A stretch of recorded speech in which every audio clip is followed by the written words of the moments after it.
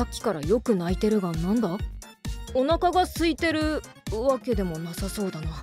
自分で魚取ってるし。困ったな。